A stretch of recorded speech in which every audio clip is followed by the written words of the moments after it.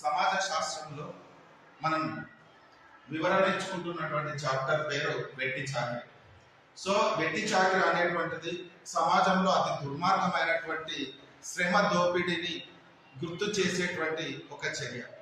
So ఈ వెట్టి చాకిరి అనేటువంటిది ఒక వ్యక్తిని బలవంతంగా కానీ అతని చుట్టూ ఒక కృత్రిమమైనటువంటి పరిస్థితులను కల్పించి అతనికి నామమాత్రంగా కొంత ఆ సేవలకు ప్రతిఫలంగా కొంత డబ్బును చెల్లించి కొన్ని సందర్భాల్లో పూర్తిగా డబ్బులు చెల్లించకుండా అతని సేవలను వినియోగించుకొని శ్రమ దోపిడీ చేసేటువంటి క్రూరమైనటువంటి ప్రవృత్తినే మనం వెట్టి చాకిరి అనే పేరుతో పిలుస్తూ ఉంటాం.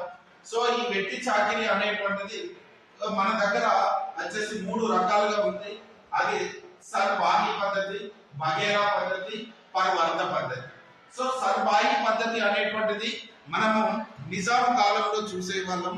నిజాం కాలంలో పడ్డ భూస్వాములు వారికి సంబంధించినటువంటి అధికారులు గ్రామాల్లోకి సందర్శించినప్పుడు అక్కడ ఉండేటువంటి చిన్న చితక వ్యాపారులకు ఉచితంగా కానీ లేదా ఎంతో కొంత తక్కువ ధరలకు వారికి కావాల్సినటువంటి నిత్యావసర వస్తువులను అందజేయాలని సో సూచించేటువంటి పద్ధతి సర్బాహి పద్ధతి. ఈ పద్ధతిలో చిన్న చిన్న వర్తకులు అనేటువంటి వారు నెయ్యిని తర్వాత తేనెను ఉచితంగా అందజేయాలని బలవంతమైనటువంటి మందలింపు అనేటువంటిది ఇందులో కనిపించేది. అదే విధంగా బగేరా అనేటువంటి పద్ధతి, ఇది తెలంగాణలో పాలేరు లేదా జీతగాడు అనేటువంటి పద్ధతి. ఇది కొంత ఒక సమయానికి ఇద్దరి మధ్య భూస్వామికి వ్యక్తికి శ్రమ చేసేటువంటి వ్యక్తికి మధ్య ఒక ఒప్పందం ఉండేది. ఒక సంవత్సరానికి గాను పూర్తిగా 24 గంటల సమయము భూస్వామికి తన యొక్క సేవలను అందించేటువంటి కట్టుదిట్టమైనటువంటి ఒక ఒప్పందం ఉండేది. దీనికి కానీ కొంత మూల్యము కొంత ధనాన్ని వీరికి మాట్లాడుకునేటువంటి వారు వీరి మధ్య ఒక ఒప్పందం అనేటువంటిది ఉండేది. ఆ విధంగా పూర్తిగా సేవలను ఒక 1 ఇయర్ పాటు 24 గంటలు భూస్వామికి అందజేసేటువంటి వ్యవస్థను బగేరా పద్ధతి అని అంటారు. దీనినే పాలేరు లేదా జీతగాడు పద్ధతి అనేటువంటిది చెప్పచ్చు.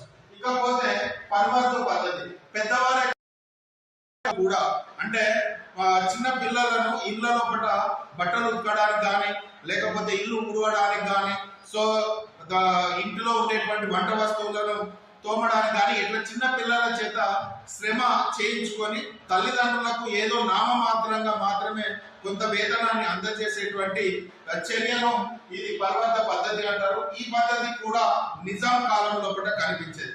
ఈ విధమైనటువంటి శ్రమ దోపిడికి గురయ్యేటువంటి చర్యలను నివారించాలని చెప్పేసి నివారణకు తీర్మానాలు కూడా ఆంధ్ర మహాసభలో జరిగాయి.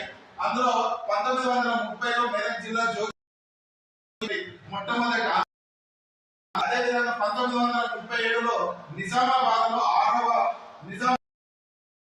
ఆంధ్ర మహాసభలో, అదేవిధంగా వరంగల్లో జరిగిన ఆంధ్ర మహాసభలో బట్ట ఈ శ్రమ దోపిడీ ఈ నిర్మూలించాలని తీర్మానం చేయడం జరిగింది.